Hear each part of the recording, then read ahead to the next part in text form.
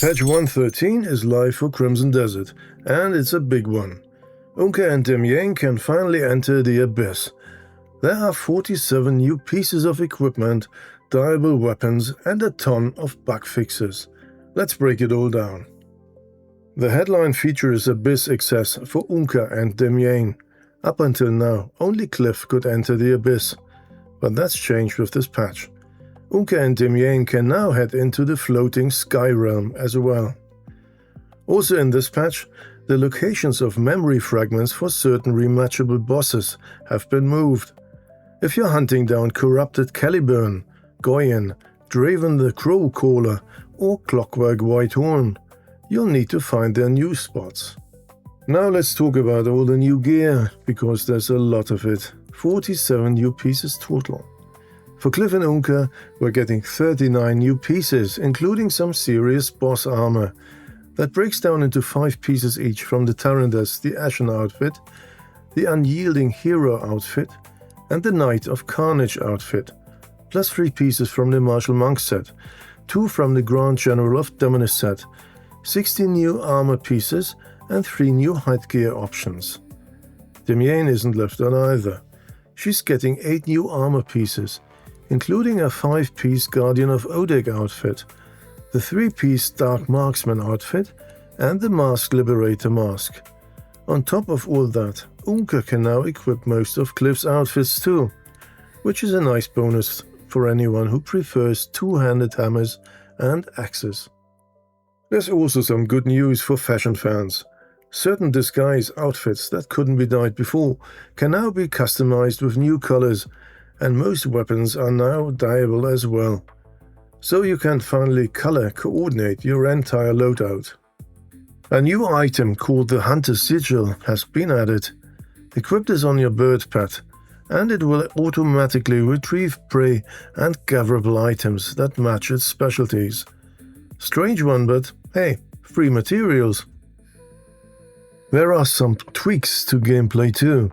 Muskets and pistols are now usable while sliding, which adds some style to your gunplay.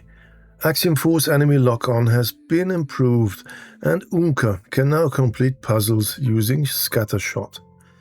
Gathering also got a buff. You can now get up to 3 fireflies from a single colony. And the Iron Eagle and Phoenix bird pets can now equip the Sigil of Valor, allowing them to participate in combat. The update adds a couple of quality of life additions. You can now hide the minimap and status bar entirely through the settings menu. This is a really nice option if you want to capture cinematic gameplay moments or take clean screenshots without any HUD elements cluttering the screen. And summoned pets will now rest with your character when you sleep in a bed. A small touch, but it adds to the overall immersion and feel of the game.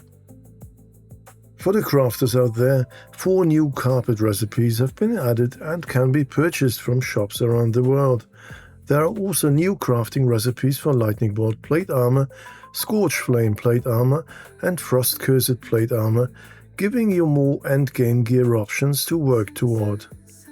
And the Flame Knights, Wyvern Flames, Savage Fangs, and Golden Scale Bandits have all received new special attacks. So those enemy factions just got a bit more dangerous to face in combat. And of course, no patch is complete without bug fixes. There's a long list of fixes in this update, so let's run through the highlights. Rowboats no longer briefly sync when you use them, which was an annoying visual bug that broke immersion. Wagons won't disappear if they get destroyed during the A Sack of Pepper quest, so you won't get stuck on that mission anymore. Moira no longer vanishes when combat starts, which was a frustrating issue for anyone trying to complete quests involving that character. The auto-track target won't randomly switch to another quest anymore, so you can actually follow the quest you want to follow. Crimes using tools can no longer be committed without fines during memory fragment playbacks, which closes an exploit that some players were using. The Gate of Progress teleportation device can now be used without equipping a vision, which removes a frustrating requirement that made no sense.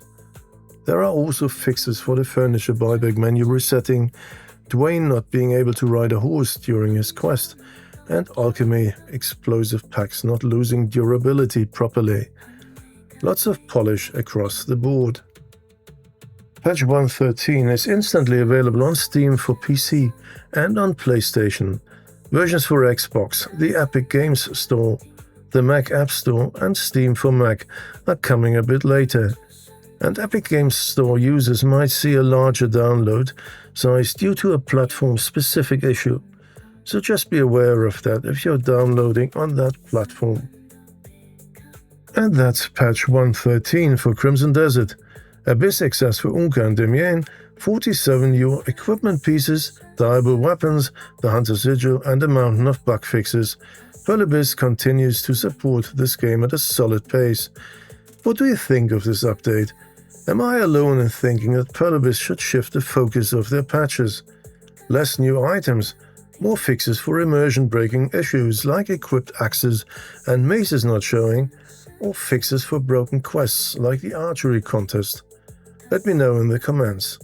Like, subscribe and hit that bell so you don't miss any uploads. I'll see you in the next one.